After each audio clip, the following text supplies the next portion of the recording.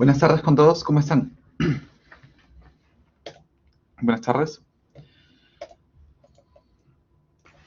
Buenas tardes, profesor.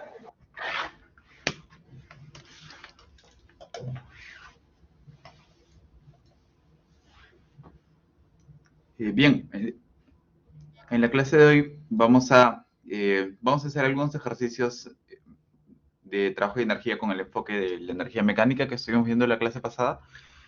Y al terminar vamos a ver algo de teoría que nos falta para cerrar esta unidad, que es sobre el concepto de potencia. Ya, entonces empecemos viendo estos ejercicios que tenemos aquí. Empezamos con este que pueden ver. Pero el ejercicio nos dice que tenemos la barra delgada, que nos muestra esta barra uniforme, de masa m. Ya aquí en este ejercicio la masa podemos ver que no está dada, ¿no? Es una incógnita. Nos dice que parte del reposo cuando θ el ángulo es 37 grados, en donde el resorte no tiene deformación. O sea, cuando este está a 37 grados, el resorte está sin deformación, no hay fuerza del resorte, por lo tanto no habría energía potencial elástica, según definimos ese término en la clase pasada, ¿no? Luego dice que cuando θ es igual a 90 grados, o sea, acá es en 37, luego esto va a bajar hasta que se crea un ángulo recto, ¿no? Se genere 90 grados. Eh, Ahí la rapidez angular de la barra es 1.732 radianes por segundo. Para ese instante hay que determinar la magnitud de la masa y después cinética, ¿no? Hacer fuerzas, aceleraciones. Entonces, la diferencia con los problemas que hemos visto anteriormente es que en este la masa es la incógnita y la velocidad es el dato, ¿no? Como que tú mides cuánta es la velocidad a la que llegas en el punto final, en ese punto a los 90 grados, ¿verdad? En otros problemas nos daban la masa como dato y teníamos que calcular la velocidad. Aquí la masa está como una incógnita y nos dan la velocidad como dato. Entonces, vamos a resolver este problema. Podemos ver que el planteamiento va a ser parecido, ¿no? O igual. La única diferencia es que ahora la incógnita es otra. Entonces, a ver, para empezar, sabemos que tenemos que hacer nuestros diagramas, ¿no? De el movimiento antes, al inicio, perdón, ¿verdad? Al inicio, al final del movimiento, el estado 1, el estado 2 y en el intermedio, ¿no? Entonces tenemos algo así. Al inicio está de esta forma, con 37 grados aquí formando con, con, este, con esta vertical, ¿no? En el estado 1 estamos así. Aquí también vamos a tener que el resorte está así, ¿no? Es algo así el resorte, ¿verdad? Y aquí vemos de nuevo lo que ya habíamos visto en la clase pasada, de que en muchos casos el resorte no está fijo, no está anclado a la pared, sino que está libre con un rodillo, algo que permite que el resorte se mueva. Entonces, eso hace que siempre se mantenga horizontal, ¿no? Y hemos hecho varios de este tipo. No siempre es así. Por ejemplo, podemos ver aquí que acá sí el resorte está fijo, ¿no? Aquí no tenemos que acá hay un rodillo que se mueve de esta manera, ¿no? Y que permite que esto se mantenga vertical, ¿no? Eso sería distinto y sería un poco más fácil la geometría. Acá se vuelve un poquito más trabajosa esa parte geométrica porque tienes que el resorte está fijo en este punto. Pero aquí sí tenemos que se mueve libremente, entonces al inicio estaría así horizontal, ¿verdad? Y esto mediría 3 metros, ¿no? Porque si la barra mide 5 metros, ¿verdad? Si es 5 metros y si estamos a 37 grados, podemos notar que esta sería 4 y esta sería 3, ¿no? Por eso aquí el ángulo está dibujado un poco exagerado para que claramente notes que esta es la componente grande y esta es la pequeña. Entonces, estos serían 3 metros, ¿verdad? Y esta dimensión de aquí sería los 4 metros del otro cateto. Ya entonces 4, 3 y 5 eh, son las dimensiones que tenemos acá. Bueno, y la barra mide 5 metros, ¿no? La barra mide 5 metros. Entonces, ahora calculemos los parámetros que ya conocemos. Eh, Podemos empezar con la deformación del resorte, ¿no? Delta 1, ¿cuánto es? Según el enunciado, nos dice que en 37 grados está, el resorte no tiene deformación, entonces delta 1, ¿cuánto sería? En este punto inicial, delta 1 es 0, ¿no? Porque está sin deformación, ¿verdad? 0 metros o 0. Eso significa que este 3 metros, esos 3 metros que vemos aquí serían la longitud indeformada, ¿no?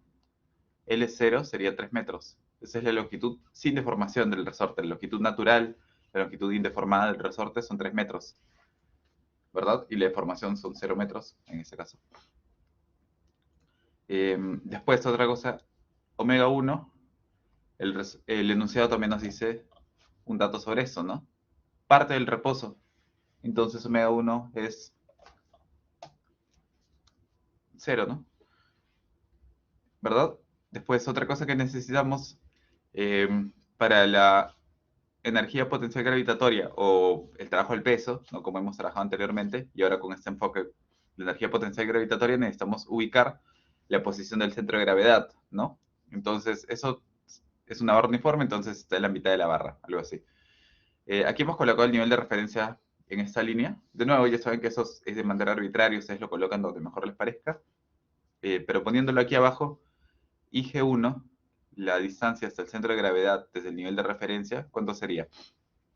Si es la mitad de la barra, esa distancia IG1 sería 2 metros, ¿no? ¿Verdad? Ya, muy bien. Entonces, esos serían nuestros parámetros iniciales. El ángulo, que bueno, sabemos que es 37 grados. Ya lo podemos medir desde acá, si quieren. O medir desde la X. Da igual, ¿no? Lo importante no realmente es la diferencia entre ángulos. Después, en la parte final, delta 2, ¿cuánto sería? El resorte va a estar algo así, ¿no? Como se está mostrando en el dibujo. Porque la barra al girar, ¿no? Al girar completamente, sabemos que mientras vaya girando, el resorte siempre se va a mantener así, ¿no? O sea, horizontal. ¿Verdad? Mientras vaya girando, el resorte se mantiene así. Cuando esto esté girando por acá, el resorte está así. Entonces, cuando ya haya girado ya los 90 grados, el resorte va a estar así, ¿no? Alineado con la barra. Eso significa que el resorte cuánto mide en ese punto final. Su longitud. Su longitud sería de 5 metros, ¿no? Es la longitud de la barra. Pero el delta 2, ¿cuánto sería? Si la longitud es 5 metros y sabemos que sin deformación son 3 metros, ¿cuánto sería el delta 2? Es la diferencia, ¿no? Sería 5 metros menos los 3 metros, que nos da 2 metros, ¿no? Después, omega 2 es un dato, aquí sí tenemos este valor como un dato, es 1.732.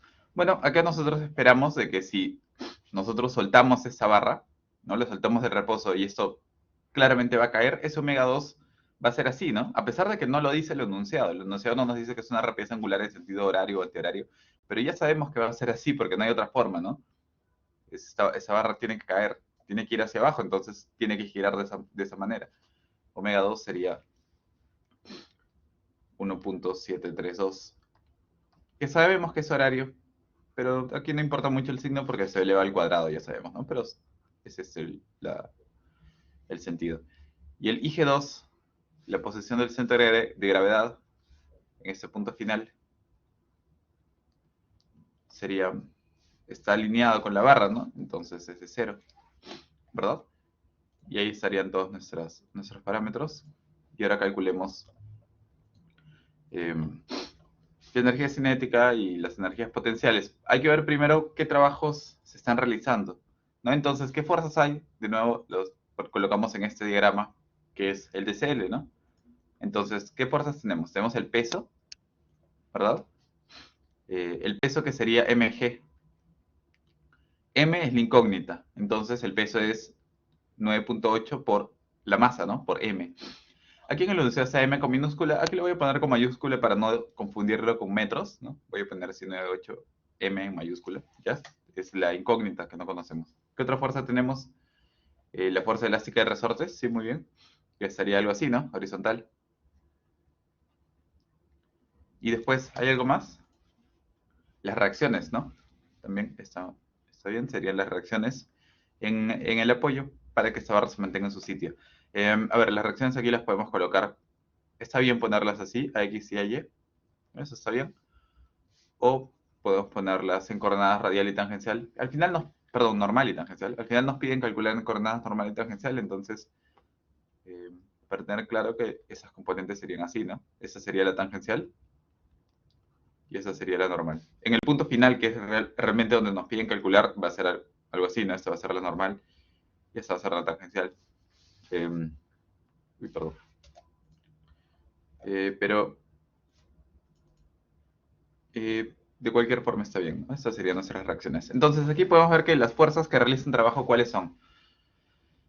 Las reacciones no hacen trabajo, ¿no? Porque están aplicadas sobre un punto fijo, ya hemos visto eso. Entonces las únicas que hacen trabajo van a terminar siendo estas dos, ¿verdad? El peso y el resorte.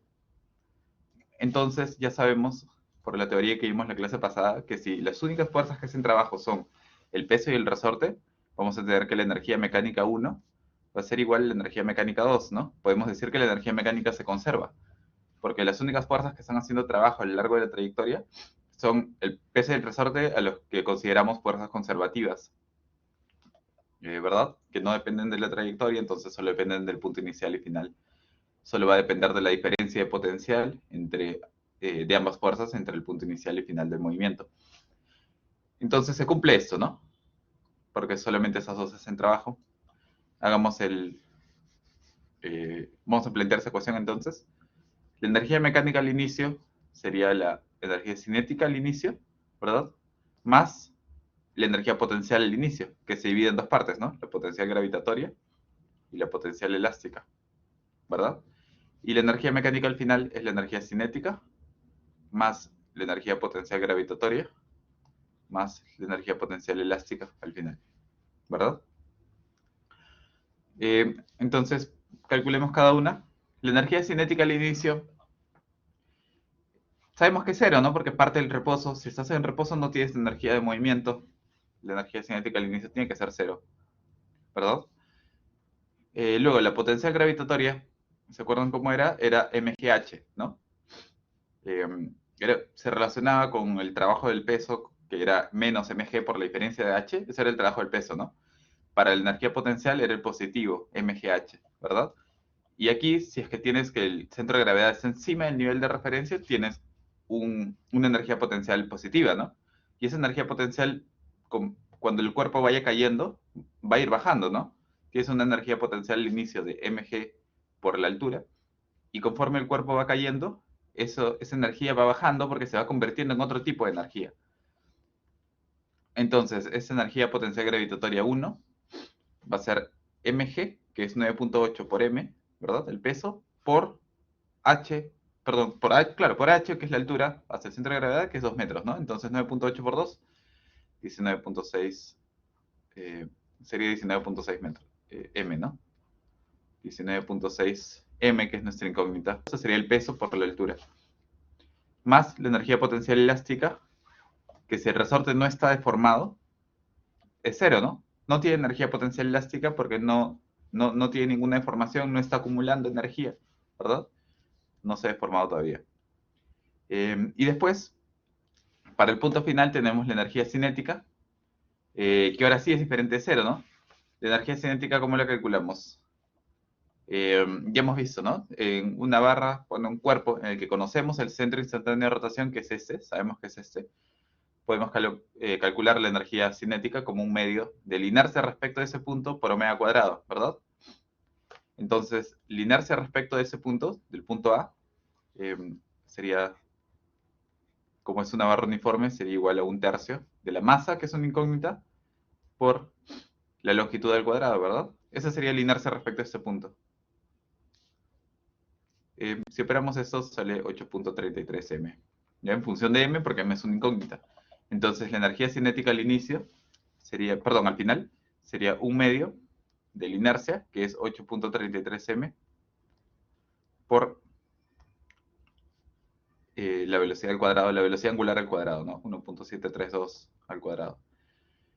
Bien, a eso le sumamos la energía potencial gravitatoria, que podemos ver que si la barra ya cayó, y está alineada ahora con este nivel de referencia, ahora la energía potencial gravitatoria es cero, ¿no? Entonces, ¿eso qué nos indica? Que la energía potencial ha bajado hasta convertirse en cero. Esa energía potencial que tenía al inicio, que es 19.6 M, se ha convertido en otros tipos de energía, ¿no? Se puede haber convertido en energía potencial del resorte si es que lo ha deformado, o también puede haberse convertido en energía, una parte en energía cinética, ¿no? Aumentando la rapidez con la que baja la barra. Entonces aquí tenemos esto y aquí la energía potencial gravitatoria sería de cero, ¿no? Y finalmente la energía potencial elástica en el punto final es 1/2 de K. K en el enunciado nos dicen que es 106.5 por la deformación al cuadrado. La deformación vimos que era 2, entonces sería 2 al cuadrado, ¿verdad? Bien, entonces ahora resolvemos esta ecuación. Podemos ver que la única incógnita va a ser la masa, ¿no? A este lado tenemos 19.6 M.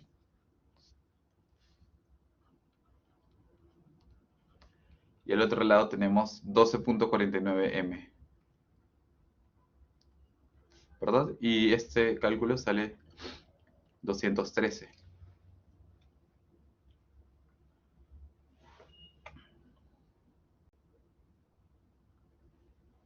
¿Sí? ¿Se ven? Entonces aquí nos va a salir que M es igual a 30 kilos, ¿no? Si operamos esto, nos va a salir que M es 30 kilogramos. Y eso significa que la inercia es igual a 8.33 por 30 es igual a 250 kilogramos metro cuadrado. ¿Ya eso es lo que sale? A ver, algunas cosas que podemos ver. Ya se ha entendido, ¿no? Está claro cómo es que sale este valor. Era nuestra incógnita la masa. ¿Verdad? Entonces, algo que podemos ver es que sabemos, ¿no? Que en este caso nos han dado la velocidad como input, como un dato, ¿no? Al final. Conocemos esa velocidad, ¿verdad? Y con esa velocidad es que nosotros hemos podido calcular cuánto es la masa, ¿no? Para que baje con esa velocidad necesita esta masa. Ahora, nos podemos dar cuenta también de algunas cosas como que, a ver, por ejemplo, si es que tienes... al inicio siempre vas a tener esta energía potencial gravitatoria, ¿no? Aquí, este término que vemos acá, 12.49 M, ha salido en función de la masa, ¿no? Es un término de la energía cinética al final, y que está en función de la masa, pero que depende también de la velocidad que tú tenías como dato al final, ¿verdad? Entonces, acá podemos darnos cuenta de que si nosotros tuviéramos una velocidad diferente, ¿no? Si al final, en lugar de tener una velocidad de 1.7, tienes una velocidad más baja, ¿no? Si te dijeran el problema que cae con una velocidad más baja, en lugar de 1.7, de 1 metro por segundo, ¿no? Hagan ese intento, pueden acá poner 1, les va a salir esto un número más pequeño, ¿no? Que el rezarse con esto. ¿Verdad? El rezarse ese número más pequeño con este, les va a salir que después cuando dividan, despejen, les va a salir una masa más pequeña, ¿no? ¿Verdad? Les va a salir una masa más pequeña de este lado, ¿verdad? Mientras más bajes la velocidad. Después, si aumentaras la velocidad, también vas a tener una diferencia en la masa, ¿no? O sea, según la masa que tengas, es que vas a llegar con una velocidad distinta. Pero algo que también puede pasar es que si tú aquí le pusieras una velocidad muy grande, ¿no? Imagínate que en lugar de poner 1.7 al cuadrado, le pones 5 al cuadrado, o sea que va con una velocidad muy grande, ¿qué es lo que te va a terminar saliendo? Si acá tú pones 5 al cuadrado, al restar esto te va a salir un negativo, ¿no? O sea, ese número va a ser muy grande, al restar aquí te va a salir un negativo, y cuando despejes la masa te va a salir negativa. Claramente eso no puede ser verdad, ¿no? Eso no es posible que la masa sea negativa. Eso pasaría porque físicamente no puedes bajar con tanta velocidad, ¿no? No es posible que el cuerpo baje con tanta velocidad. Por eso es que te va a salir una masa negativa si es que esa velocidad aumentara mucho.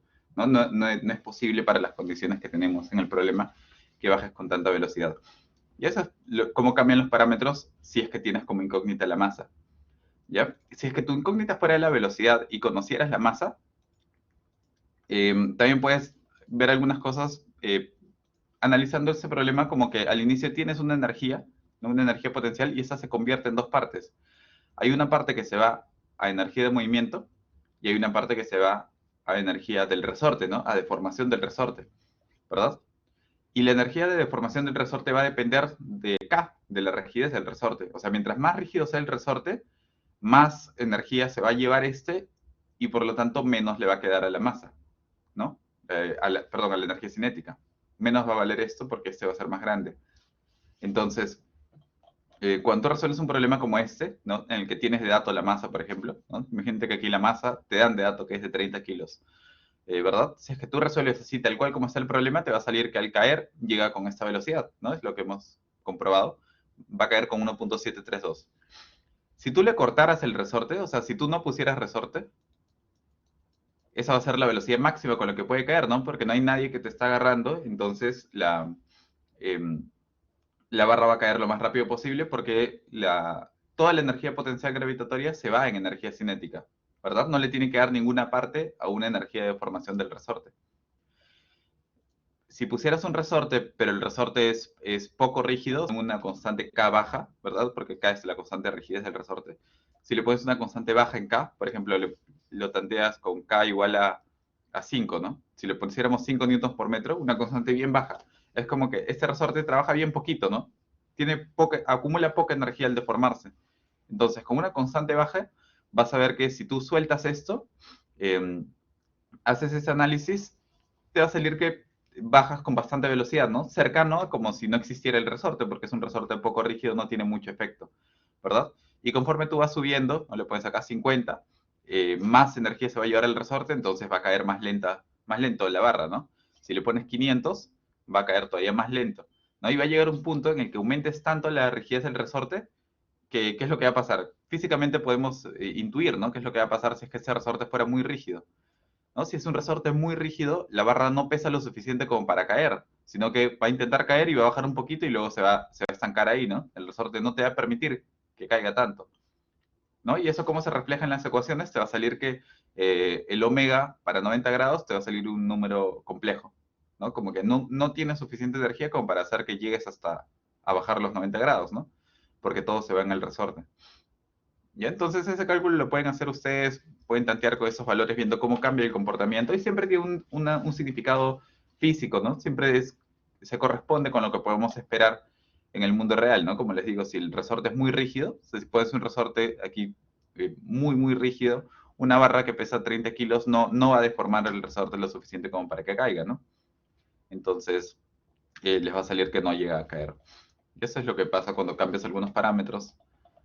¿No? Y que tiene sentido si lo analizamos de esa manera, ¿no? Como que tienes energía potencial que se convierte en dos partes, en una que es energía de movimiento y otra que es en energía del resorte, ¿no? La energía que necesitas para deformar el resorte. ¿Sí? ¿Perdón? Profesor, buenas tardes. ¿Me logra escuchar? Sí, sí te escucho. Profesor, tengo una duda con respecto a la energía potencial elástica. En este caso salió positiva. ¿Siempre va a ser positiva o va a variar? Para los signos más que todo, cuando se plantea la ecuación. Ujú, Usted todo ha puesto ujú. positivo en este caso, por ejemplo. Porque, por Sí. ejemplo, ¿qué hubiera pasado si la energía potencial gravitatoria hubiese sido negativo? Hubiese sido otra respuesta. Es un poquito quería que me aclare. Ujú. A ver, la energía potencial del resorte siempre va a ser positiva. Bueno, sabemos que la expresión es así, ¿no? La energía potencial elástica es un medio de K por delta al cuadrado. Entonces siempre nos va a salir un número positivo, ¿no? Lo mínimo que puede ser esto es 0, porque K es un número positivo, es la rigidez del resorte. ¿Cuántas fuerzas necesitas para deformarle una unidad de longitud? ¿No? Entonces, eso siempre es un número positivo y un número al cuadrado, la deformación al cuadrado también siempre es un número positivo, ¿no? Entonces, eso siempre nos va a salir positivo porque bueno, el resorte acumula energía, ¿no? Acumula energía de deformación cuando se deforma. No importa si es que se deforma estirándose o comprimiéndose, siempre es energía que tiene el potencial de convertirse luego en otro tipo de energía, ¿no? Al deformar el resorte necesitas darle energía al sistema, ¿ya? Con respecto a la energía potencial gravitatoria, es distinto. Aquí se nos puede salir negativo, porque la energía potencial gravitatoria le estamos midiendo respecto a un nivel de referencia que es arbitrario, ¿no? Estamos poniendo el nivel de referencia aquí, ¿verdad? Y aquí nos sale que la energía de este es positiva y la energía de este es negativo. Perdón, es cero, ¿no? La potencial gravitatoria. Si es que nosotros cambiáramos el nivel de referencia y lo colocamos acá arriba, ¿verdad? Imagínate que lo colocas acá. También es válido, ¿no? Puedes colocar el nivel de referencia donde quieras. Si lo pones aquí, la energía potencial gravitatoria acá es negativa, ¿no? Y acá también es negativa, y mayor, ¿no? Bueno, más negativa, o sea, mayor en valor absoluto, eh, más baja negativa, ¿no? Entonces, lo que pasa es que al final el valor de energía potencial por sí solo es relativo en el caso de la energía potencial gravitatoria. Entonces, lo que afecta y finalmente entra en la ecuación va a ser la variación, ¿no? Acá nos podemos dar cuenta de que si este VG1 se le resta al VG2, ahí es que tú tienes un número positivo o negativo, ¿no? Y el número que te salga de la resta, de la diferencia entre la energía potencial gravitatoria al inicio y al final, siempre va a ser lo mismo, sin importar tu nivel de referencia, ¿no? Eso puedes notarlo, ¿no? Si cambias el nivel de referencia, VG1 y VG2 van a ser distintos, pero la resta entre ambos va a ser la misma siempre. Y eso es con respecto a la energía potencial gravitatoria, pero la elástica la estamos midiendo siempre con la deformación del resorte, entonces eso ya no es algo relativo, sino es cómo se está deformando el resorte, cómo se deforma el material. ¿Ya? Entonces ahí no es un valor relativo, sino que sale algo, ¿no? Un número positivo aquí y un número positivo aquí, pero de todas maneras lo que al final tiene más importancia es la diferencia entre ambos, o sea, cómo varía la energía potencial elástica al inicio con respecto a la del final. Y esa diferencia sí puede ser positiva o negativa, ¿no? Aquí, en este caso, cuando tienes el resorte sin deformar y luego lo has deformado, la diferencia entre final menos la inicial es un número positivo, ¿no? Esto menos la inicial, menos 0, es esto, un número positivo, ¿verdad? Si al contrario, tú empezaras con el resorte deformado y luego se queda sin deformar, pasaría lo contrario, ¿no? La diferencia te saldría negativa, ¿no? Porque significaría que esa energía potencial que tenías acumulada en deformación del resorte se ha convertido en otro tipo de energía, ¿no? Se volvió movimiento o se volvió energía potencial gravitatoria, ¿no? Entonces siempre es una conversión entre los tipos de energía y, y siempre lo importante es la diferencia, cómo esos varían, ¿no? Y esa variación sí puede ser positiva o negativa, pero el valor en un instante es un número, no es un número positivo siempre para la potencial elástica porque es un medio de K por delta al cuadrado. Entonces, eso siempre es positivo o cero, y eso también es positivo. La energía potencial elástica sí no puede ser negativa, ¿no? No puedes acumular energía negativa en un resorte, deformando un resorte, eso no es posible. ¿Ya? Entonces, ¿sí? ¿Está claro eso? Bien, entonces, después lo que nos pide este problema en la parte final es el valor de la aceleración angular y la magnitud de las fuerzas de la reacción. Eso es cinética, ya sabemos cómo resolverlo. Les voy a dejar la solución nomás porque eso ya es algo que ya sabemos cómo hacer.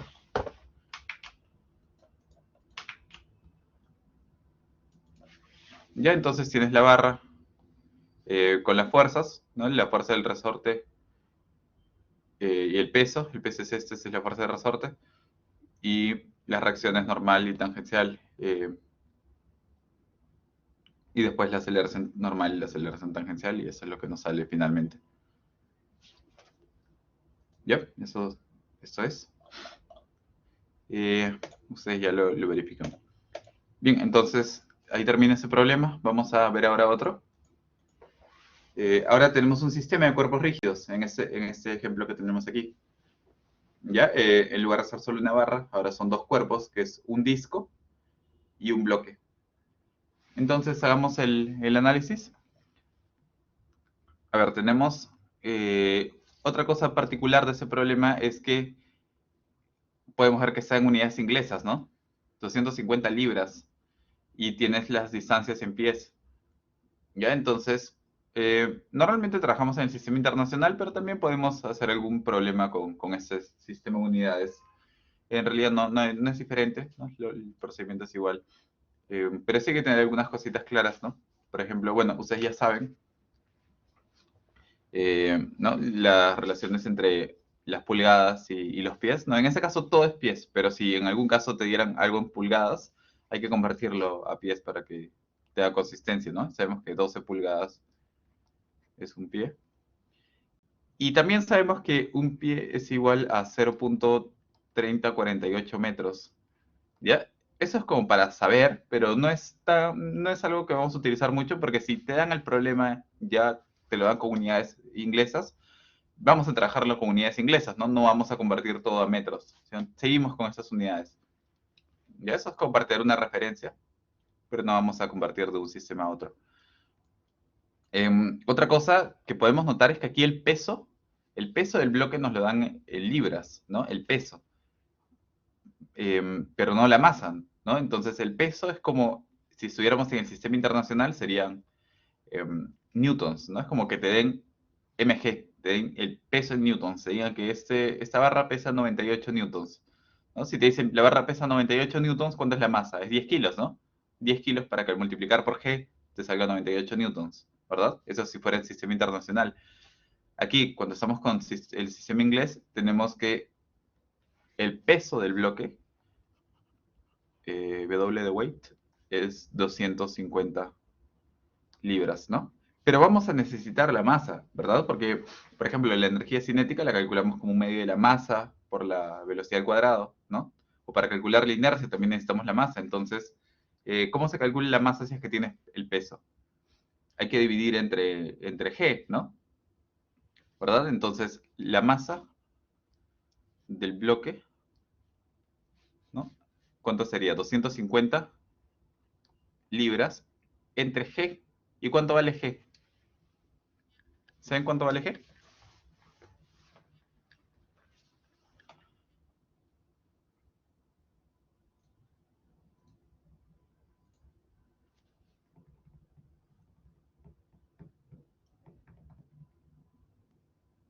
Bueno, 9.8 es en metros por segundo, ¿no? Metros por segundo al cuadrado. Pero ¿qué pasa si divides libras en metros por segundo al cuadrado? ¿No? No, pero si divides libras en metros por segundo al cuadrado, estás mezclando unidades, ¿no? Estás mezclando libras y metros. Entonces, a ver, si tú tienes una masa que la has obtenido como libras sobre metro segundo al cuadrado, después, para obtener la energía cinética, no puedes multiplicar por algo que está digamos, en pies por segundo, ¿no? Te va a salir algo en libras sobre metro segundo al cuadrado multiplicado por pies, estás multiplicando metros con pies, entonces estás mezclando sistemas de unidades, ¿no? Mm, Tienes que ser consistente, ¿no? Si estás aquí trabajando con libras, para dividirlo entre metros, estás yendo a otro sistema, ¿no? Tendrías que convertir esto a newtons y así, ¿no? Entonces 9.8 es el sistema internacional. Si estamos diciendo que ese problema lo vamos a trabajar en unidades inglesas, todo tiene que ser en unidades inglesas, ¿no? Y eso también. Y no sería 9.8 pies por segundo al cuadrado, ¿no? No puede ser que salga el mismo valor para la gravedad, ¿no? Cuando un objeto cae, no está acelerando a 9.8 pies por segundo al cuadrado, acelera a 9.8 metros por segundo al cuadrado. Entonces, ese valor de aquí, de g, lo tenemos que colocar en unidades inglesas. Para que tenga sentido esa división, ¿no? Si no estás mezclando sistemas y después cuando multipliques por lo otro, si utilizas ese valor que te salga de masa, se va a dar una mezcla completa y va a salir cualquier cosa, ¿no? Entonces, ¿cuánto vale g, pero en el sistema inglés? ¿No? Bueno, puedes sacarlo si es que haces esta conversión, ¿no? De pies a metros. Si hacen esa conversión les va a salir que es 32.2 pies por segundo al cuadrado. Ya entonces hay que aprendernos este valor, más o menos tenerlo en mente. Si no, se puede hacer calcular convirtiendo. Es fácil encontrarlo también. 32.2. Y eso va a ser esa es la aceleración de la gravedad y es con lo que tenemos que dividir para obtener la masa. Eh, es lógico que sea más que 9.8, ¿no? Porque 9.8 metros por segundo al cuadrado es la aceleración de la gravedad. Si lo quieres pasar a pies, tú sabes que los pies son más pequeños, ¿no? miden menos, miden como 1/3 del metro. Entonces, la aceleración tiene que ser más grande para que sea la misma, ¿no? Para que sea la misma aceleración tiene que ser una mayor cantidad de pies por segundo al cuadrado, ¿no? Si es 9.8 metros por segundo al cuadrado, al convertirlo a pies por segundo al cuadrado, se está como triplicando, hasta un poco más. Y ahí por eso sale estos 32.2. Esta división nos va a dar 7.76. ¿Y cuáles son las unidades de masa en el sistema inglés? Es libras por pies segundo al cuadrado o libras segundo al cuadrado sobre pies. ¿Cómo se llaman esas unidades? ¿Saben? ¿Alguien sabe el nombre de esta unidad? De la unidad de masa en el sistema inglés.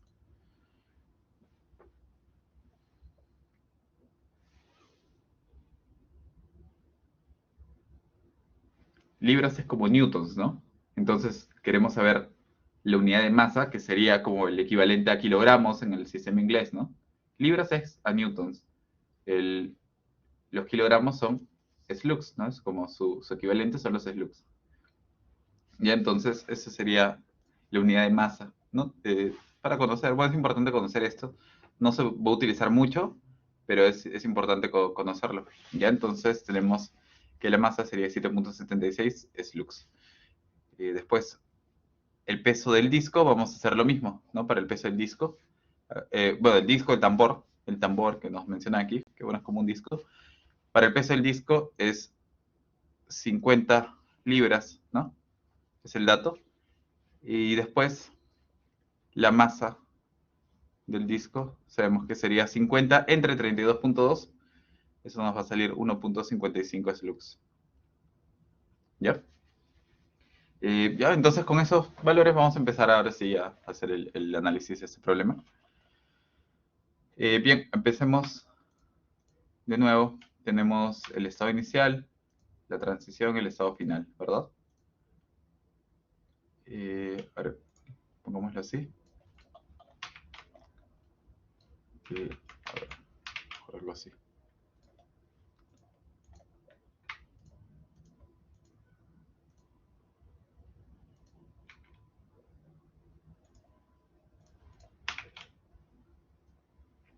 ¿Ya? ¿Algo así?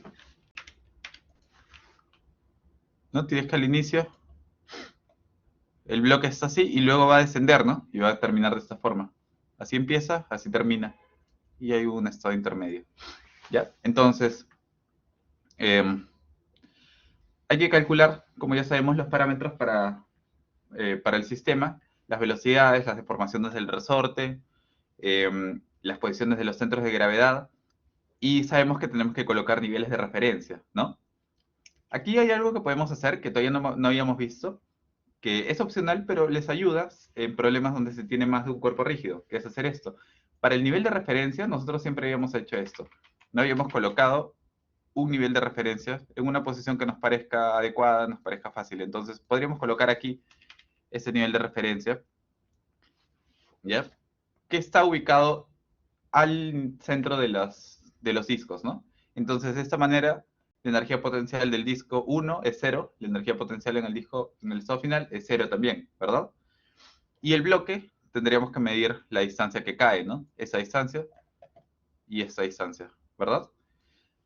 Entonces, ese sería digamos, el eje del bloque 1 y ese es el eje del bloque 2, ¿verdad?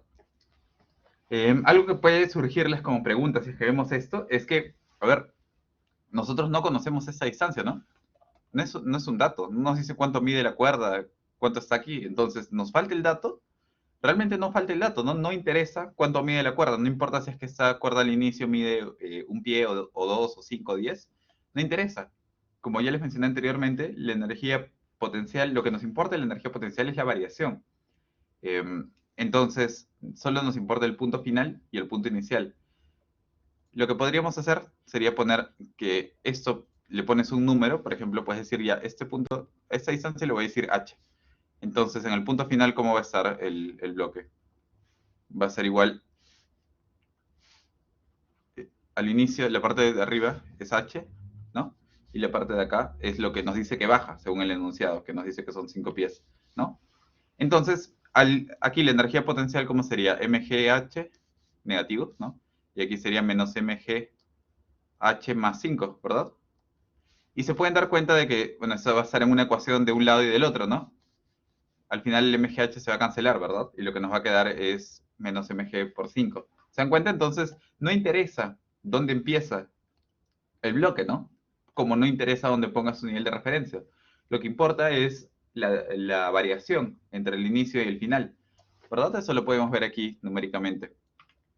Ya, entonces, cuando tengan así un dato de altura que no se conoce, tienen que saber que no importa, lo único que necesitan es saber cómo varía.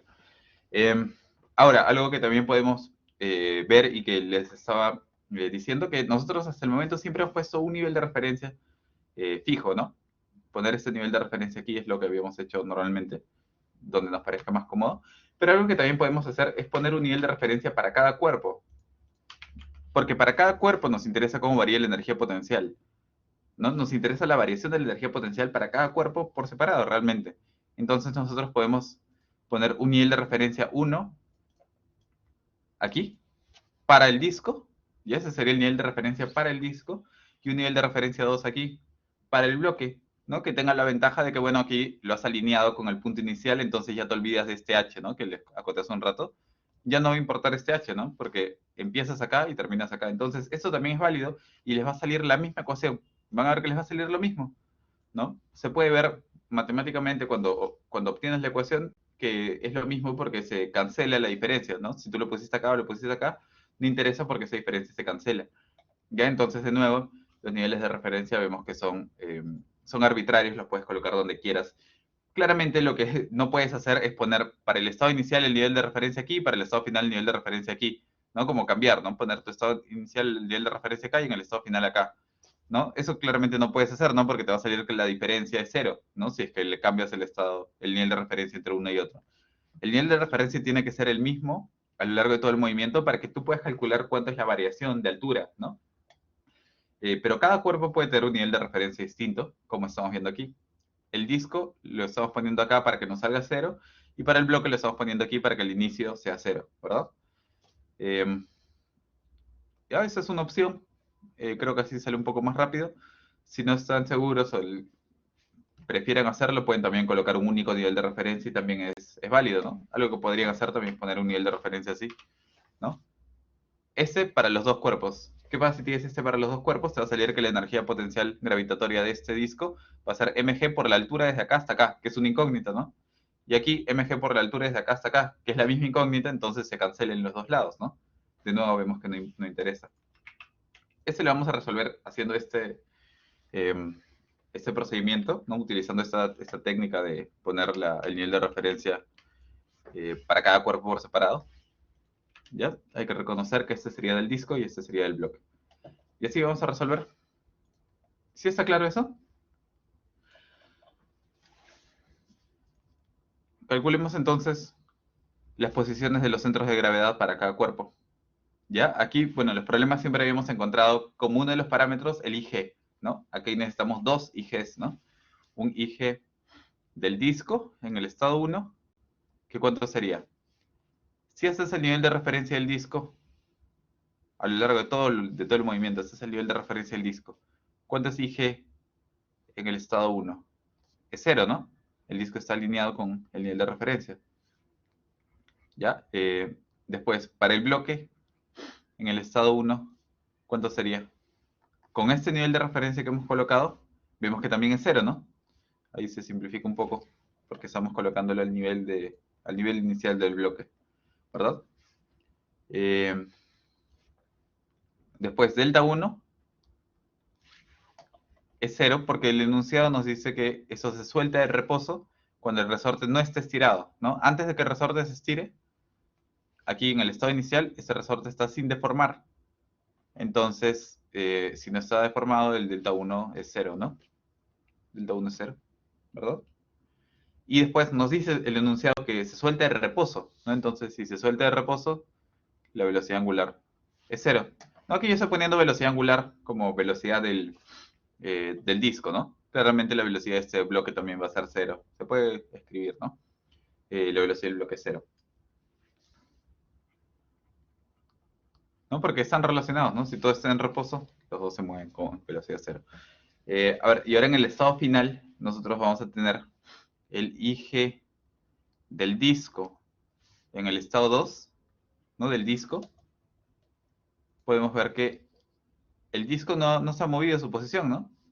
No se ha desplazado respecto al nivel de referencia, entonces esto sigue siendo 0, ¿verdad?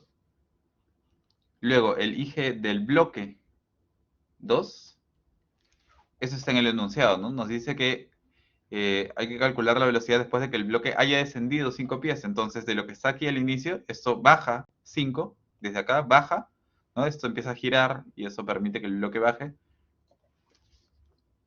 Aquí 5 pies, ¿no? Que eso significa que el IG del bloque 2 sería 5, pero negativo, ¿no? Eso hay que tener, es importante, ¿no? Aquí para el IG sí es importante el signo, ¿verdad? Porque no sería lo mismo si te dicen que el bloque bajó que si el bloque subió, ¿no? Imagínate que sube 5 pies, ¿no? Para que esto pase, no es lo mismo, ¿no? Para que sube necesitaría alguna fuerza, algún impulso, algo que le dé energía para que pueda subir, ¿no? Para que pueda compensar esta energía potencial gravitatoria que estaría adquiriendo al subir, ¿verdad? Adquiere energía potencial gravitatoria al subir. Pero si es que baja, está perdiendo energía potencial gravitatoria, entonces está dando energía a otro, o sea, al perder energía potencial gravitatoria, esta se está convirtiendo en otro tipo de energía, como en energía cinética, por ejemplo, o en energía del resorte, por deformar más el resorte. Bien, entonces este IgB2 sería menos 5 pies, ¿no? Menos 5 está bajando. Después delta 2, esas vamos a calcularlo con detalle porque no es tan al ojo, ¿no? No es tan rápido calcular este valor. Y el omega 2, pero se puede calcular, ¿no? Va a depender de cuánto baja, ¿no? Si esto baja 5, podemos calcular cuánto se está deformando el resorte por geometría. Y el omega 2, esta sí es la incógnita, ¿no? Es lo que nos piden calcular.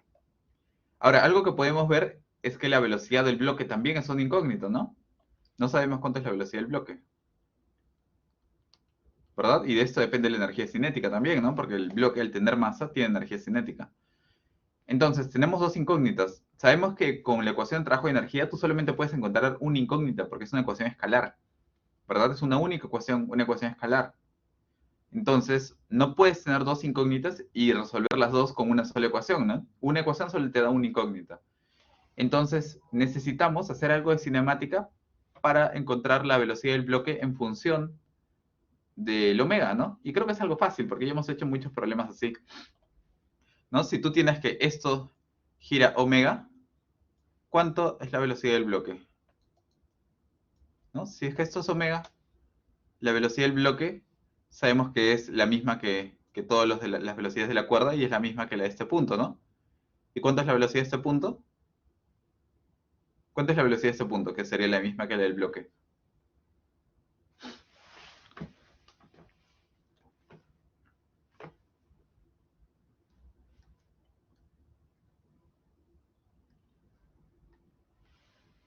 ¿Cuánto es?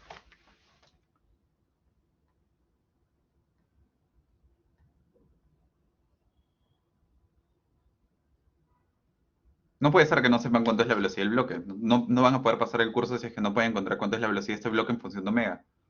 Es algo que ya hemos visto desde hace como un mes o 2 meses. ¿Cuánto es la velocidad del bloque en función de omega? Si es que está unido al disco, este disco está girando. El disco gira, la cuerda baja, ¿no? La cuerda se desenrolla, el bloque baja. Es omega por R, ¿no? ¿Por qué no responden? Es omega por R. Entonces, ¿R cuánto es? Es 0,75, ¿verdad? Entonces, 0,75 por omega sería la velocidad del bloque, ¿verdad? 0,75 omega, ¿no? Entonces, aquí ya tenemos que la velocidad del bloque está en función de omega, entonces solo hay una incógnita, ¿verdad? Solo tendríamos una incógnita. Bien, entonces, lo único que nos falta para poder plantear la ecuación y resolver es este delta 2, ¿no? Cómo se deforma al final. ¿Ya? Y eso, como les mencionaba, bueno, si es que eh, son buenos en geometría, se dan cuenta de las cosas rápido, podrían hacerlo al ojo, pero no es tan intuitivo, entonces vamos a tomarnos unos minutos para ver eso, cómo es que se obtiene cuánto se deforma el resorte. Nosotros tenemos algo así. A ver. Aquí está el disco, ¿no? Esto es un disco con 2 radios, ¿no? Lo interesante de este disco es que tiene 2 radios. Tiene un radio interno de 0,375 y tiene un radio externo de 0,75, ¿verdad? Tiene 2 radios.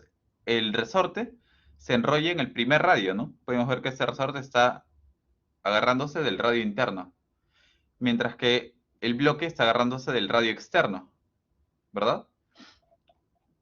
Entonces, es algo así, ¿no? Como podemos ver aquí, el resorte está aquí y el bloque, ¿no? La cuerda está agarrándose de afuera, ¿ya? Cuando este disco gira, se está generando un ángulo como este, ¿no? Aquí en morado está marcado el ángulo, ¿no? Tienes este ángulo inicial y esto gira hasta acá un ángulo, ¿verdad? Ese ángulo que está girando tiene que generarte en la parte exterior 5 pies, ¿no? De longitud, porque el bloque baja 5 pies, ¿no? Sabemos que el bloque está bajando 5 pies. Entonces, esos 5 pies tienen que ser igual a lo que se ha movido la parte exterior del disco, ¿no? Que sería omega por R, ¿verdad?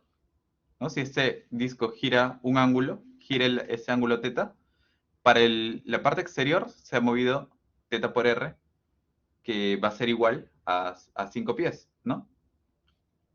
Es la parte externa.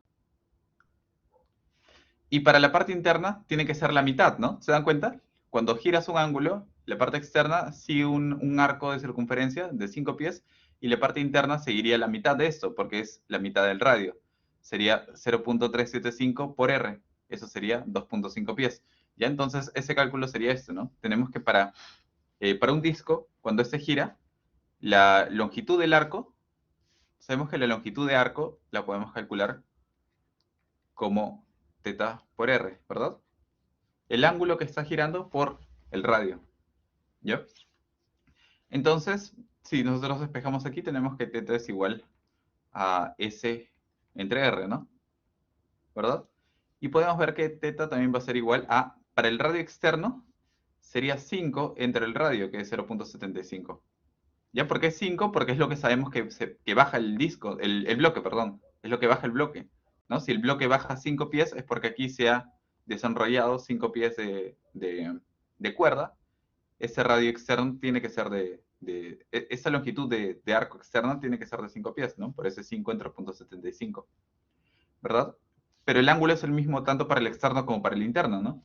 Entonces, para el interno sería delta 2 entre 0,375, porque esto que está generándose acá es lo que se va a deformar el resorte, ¿no? ¿Se dan cuenta de eso? Tienes el resorte agarrado a ese punto. Si es que este punto empieza a moverse porque el disco gira teta radianes, ¿no? Gira este ángulo teta. La distancia que está deformándose el resorte, lo que está incrementándose su longitud, va a ser igual a la longitud de este arco. Entonces es igual a delta 2 entre R. Y aquí podemos despejar y obtener que delta 2 es igual a 2,5 pies. ¿Se entendió eso?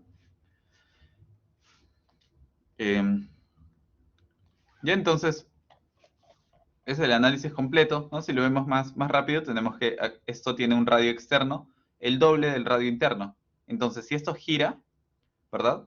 Y este punto baja 5, ¿no? Si ese punto baja 5, este de acá tiene que enrollarse la mitad de 5, ¿no? Porque es la mitad del radio, recorre la mitad del arco de circunferencia, ¿no? Para el mismo ángulo, ¿verdad? Algo así.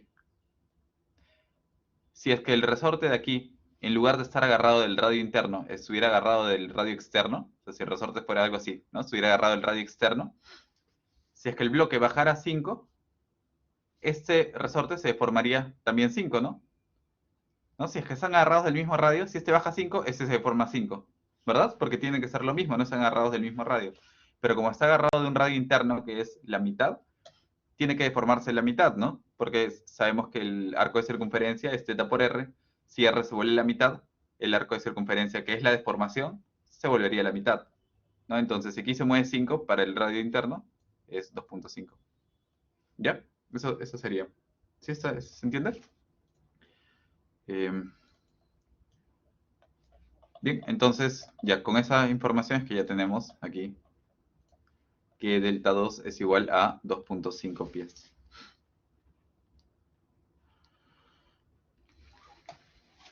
Bien, entonces ahora sí calculemos los parámetros que necesitamos. Bueno, también hay que hacer rápidamente el diagrama de cuerpo libre. Aquí algo que quería también recalcar de nuevo es que un diagrama de cuerpo libre, por definición, es los objetos, ¿no?, en el que estás analizando, los cuerpos que estás analizando, son aislados, se aíslan y sus relaciones con el entorno, con otros cuerpos a los que están conectados, se reemplazan por fuerzas, ¿no? Entonces aquí tú tienes este entorno de lo que estás, del problema en que estás trabajando, ¿no? Es el entorno completo.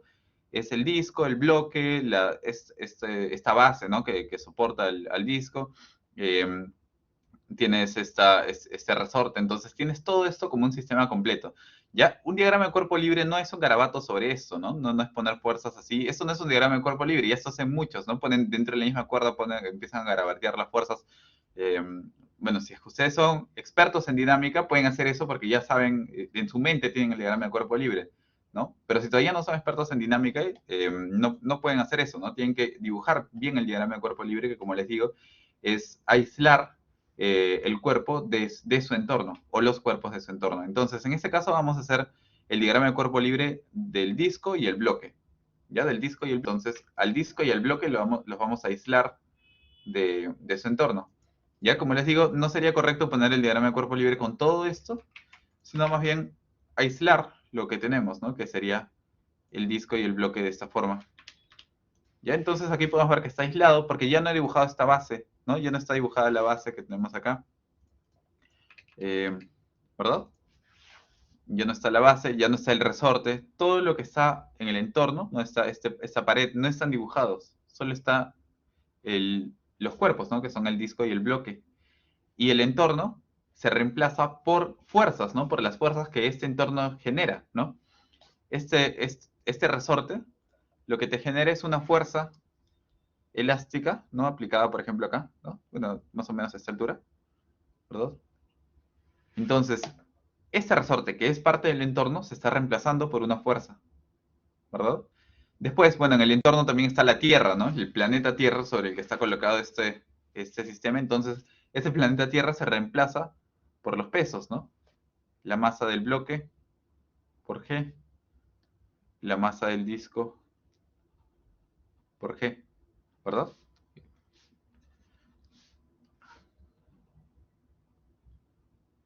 Después, ¿qué otra cosa está en el entorno? Está esta base, ¿no? Este apoyo. Ese apoyo se reemplaza de nuevo por fuerzas OX y OY, ¿no? Las reacciones del apoyo que nos generan estas fuerzas, ¿no?, que evitan que el disco se mueva.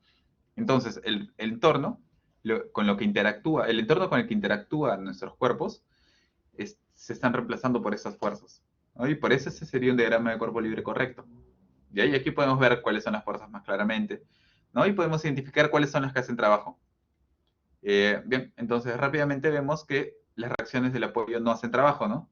Porque el punto O no se mueve, las reacciones en el apoyo no hacen trabajo.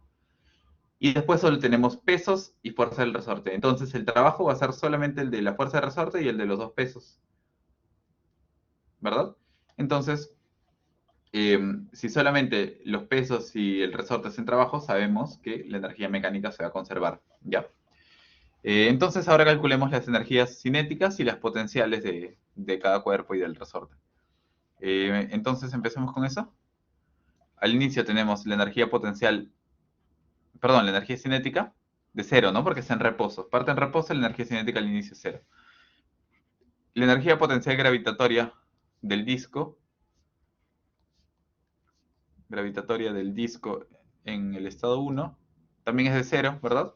Porque YG del disco es cero. La potencial gravitatoria del bloque también es cero. Y la potencial elástica también es cero, porque el mismo enunciado nos dice que el resorte está sin deformar al inicio. ¿Ya? Entonces, todo es cero al inicio. ¿Ya? La energía mecánica, según los niveles de referencia que hemos colocado, la energía mecánica del sistema empieza siendo cero. Entonces, bueno, sabemos que se va a conservar. Entonces, lo que va a pasar al final es que vamos a tener energías cinéticas y energías potenciales, pero la suma de todas estas tienen que sumar cero, ¿no? Al sumar la energía cinética más las potenciales, se tienen que equilibrar, balancear entre sí y sumar cero, ¿verdad? Para que haya energía cinética, necesita haber algo que lo compense, que sería una energía potencial que sería negativa, ¿no? Para que al sumar, sumen cero, ¿no? Porque las potenciales elásticas y cinéticas sabemos que siempre son positivas, entonces tienen que compensarse con una energía potencial gravitatoria negativa. Calculemos entonces ahora en el punto final la energía cinética.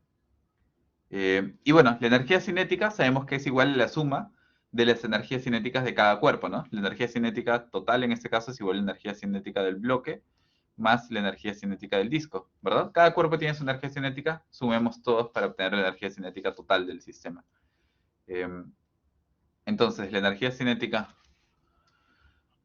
del bloque en el punto final, ¿cuánto sería? Sería, ahora es un bloque, que es una partícula, ¿no? Un bloque lo modelamos como una partícula, ¿verdad? Que no tiene rotación, solo tiene traslación, es un punto, ¿verdad?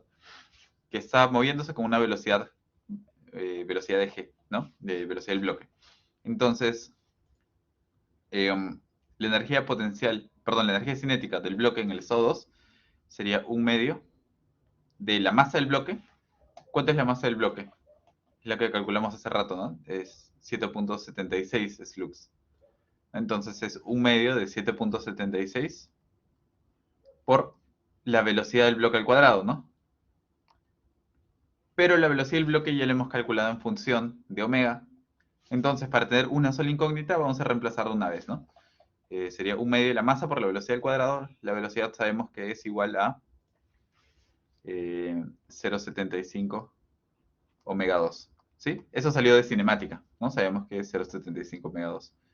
Y esto al cuadrado. ¿Ya? Un medio de la masa por la velocidad al cuadrado. La velocidad en función de omega 2.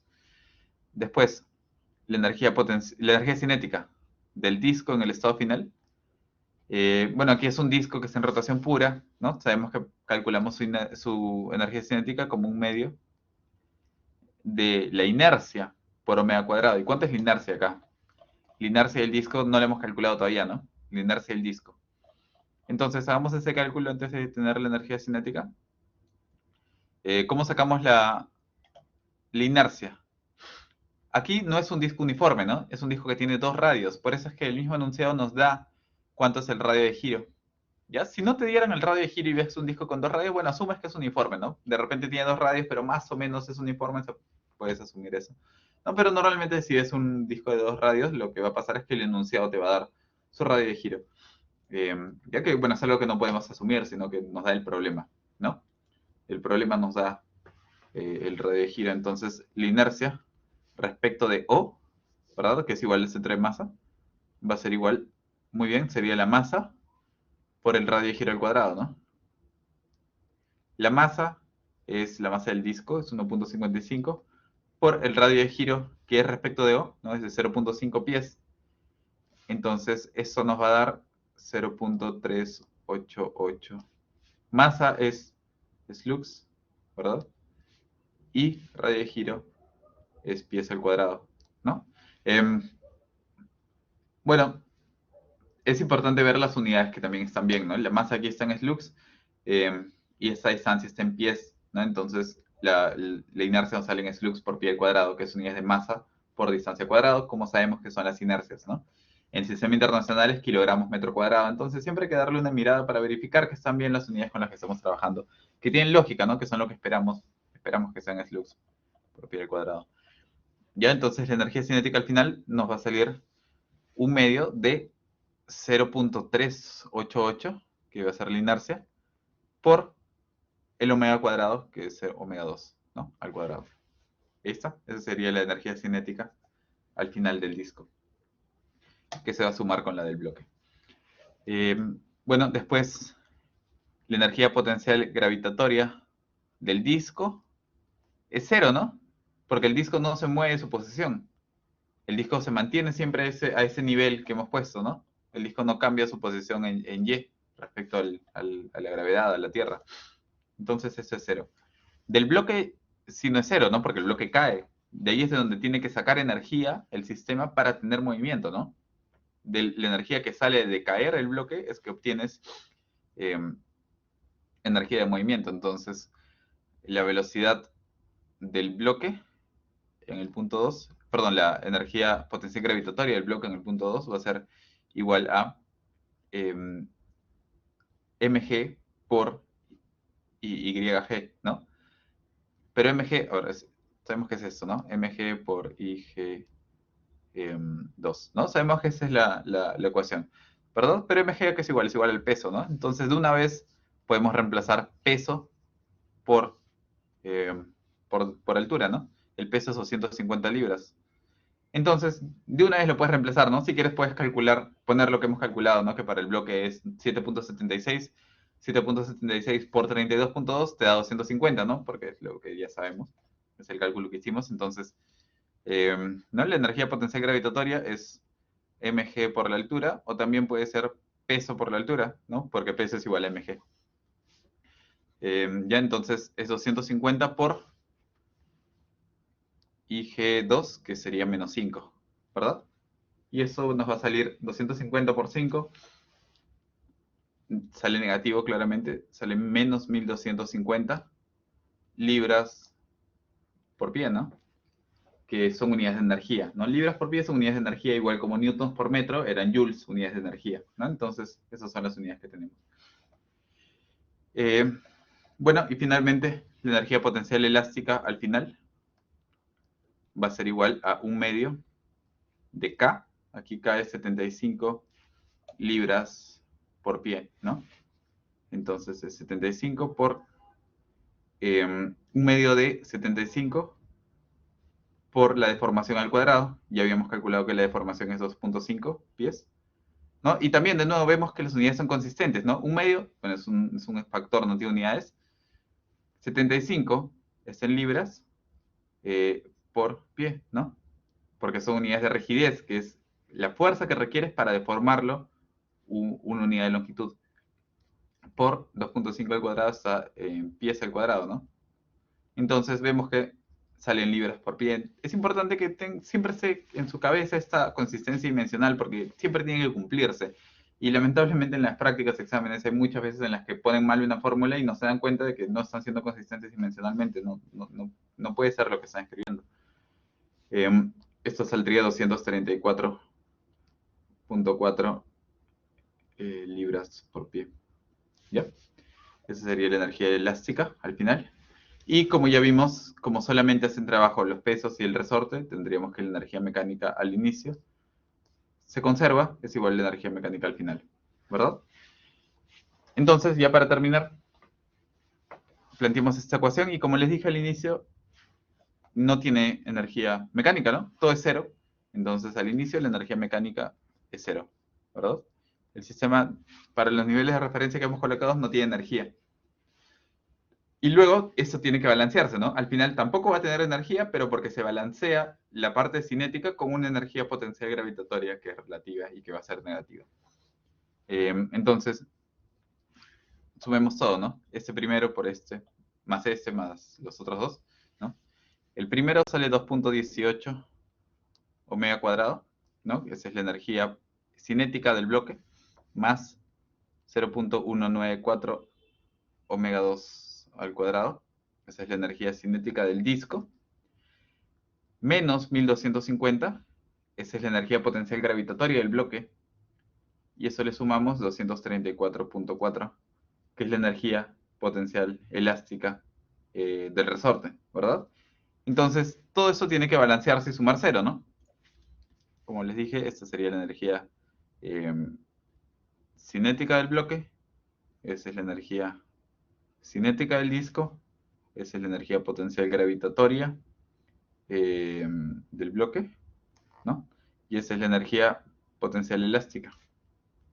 Y todas se balancean. Como podemos ver, siempre las cinéticas son positivas, ¿no? Siempre las energías cinéticas son positivas. Si es energía de movimiento, tienes energía positiva, ¿no? Después, si el resorte está deformado, también tiene energía positiva acumulada. Entonces, todo es positivo menos la potencial gravitatoria, que esa sí depende del nivel de referencia. Entonces, aquí vemos que la potencial gravitatoria es negativa, menos 1250. Entonces, todo lo que sume positivo tiene que que sumar 1250, ¿no? Tiene que equilibrarse con este valor, ¿verdad?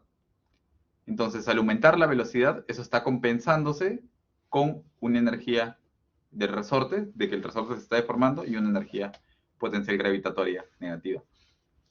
Si resolvemos esto, vamos a obtener que omega 2, si está fácil de resolver, vamos a obtener que omega 2 es igual a 20.66, ¿verdad? Radianes por segundo. ¿Sí? Entonces, esta energía potencial, perdón, esta energía cinética que depende del omega, ¿no? Va a balancearse con las energías potenciales, ¿verdad? Hay una parte de la energía potencial gravitatoria que se la lleva la energía del resorte, ¿no? El resorte se lleva parte de la energía, como podemos ver, ¿no? Si es que tú haces más rígido el resorte y haces que eso aumente, ¿no? Si la energía potencial del resorte aumenta, ¿qué va a pasar con la velocidad? Va a bajar, ¿no? Como que si tú haces más rígido el resorte, si tú haces más rígido ese resorte, en lugar de 75 libras por pie, le pones 150 libras por pie, significa que va a oponerse más a que el bloque baje, ¿no? Y eso significa que la velocidad tiene que ser menor, ¿verdad? Entonces, mientras más energía se lleva el resorte, menos le queda para la velocidad, ¿no? Para la energía cinética. Siempre hay un balance entre estas, ¿no? Y por otra parte, si es que le quitaras energía del resorte, no sé, le pusieras menos rigidez y eso, ¿no? Aumentaría la velocidad, ¿verdad?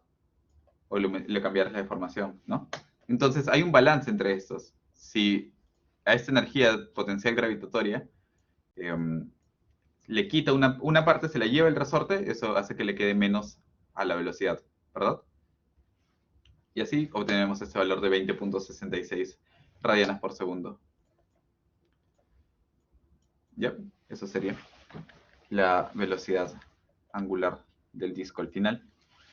Y bueno, si queremos saber la velocidad del bloque al final, esto ya sabemos que es 0.75 por omega, ¿no? Omega por R por 20.66, eso sale 15.5 pies por segundo, ¿verdad? Y eso serían las velocidades de ambos cuerpos, ¿no? Esto se mueve así y eso va a ir para abajo, ¿no? Claramente el disco gira, el bloque baja. Y ahí estaría resuelto. ¿Se entendió? ¿Está claro?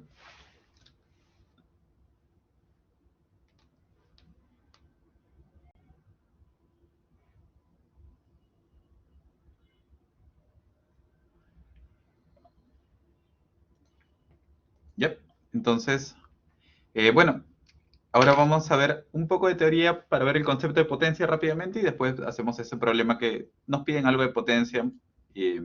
Igual es parte de ese tema de trabajo y energía. Entonces, veamos las diapositivas unos momentos. Para hablar sobre potencia, que es más que nada es un concepto teórico, ¿no? Para entender lo que se refiere a este término, ¿no? Cuando escuchemos que se habla de potencia, de la potencia que hace un motor, una máquina, la potencia requerida, ¿no? ¿A qué se está refiriendo? Está relacionado con la energía, ¿no? Entonces, es importante entender qué es lo que significa. Vamos a definir potencia ahora. ¿Ya? Entonces, a ver, nosotros tenemos las fuerzas que hacen trabajo, ¿no? De repente ya nos hemos olvidado un poco de esto porque hace una semana que no lo veíamos, ¿no? O hace algunos días que no lo vemos, porque hemos estado haciendo conservación de la energía mecánica y en conservación de la energía mecánica no calculamos trabajo, sino que calculamos variación de potencial, ¿no? Pero hay que recordar que la variación de potencial es igual el negativo de un trabajo, aunque es el trabajo del resorte o del peso. Y hay que recordar que en general, para cualquier fuerza, esa es la definición que se tiene para el trabajo de una fuerza, ¿no? El trabajo de una fuerza siempre es la integral de la fuerza a lo largo de la trayectoria, ¿no? Es esta integral de línea. Entonces, tenemos una fuerza. Imagínense que tenemos una fuerza que está haciendo trabajo del sistema, ¿no? Tienes un sistema, por ejemplo, ese ejemplo lo vamos a ver en la siguiente diapositiva, pero a ver si tienes un ascensor que, bueno, está quieto al inicio y luego el motor se activa y el motor empieza a jalar el ascensor, a levantarlo, ¿no? A hacer subir el ascensor. Esa fuerza que está jalando el ascensor está dándole energía al sistema, ¿verdad? Para que pueda levantarse, contrarrestando al peso, ¿no? El peso que va a tender a hacerlo bajar y eso, ¿no? Para que pueda levantarse, va a tener que recibir energía de una fuente externa, ¿no? Que es esta fuerza que está levantando al sistema. Entonces, sabemos, ¿no? Podemos darnos cuenta, con lo que ya conocemos, que esa fuerza le da energía, ¿no? Ya hemos tratado ese concepto del aporte energético de las fuerzas, ¿no?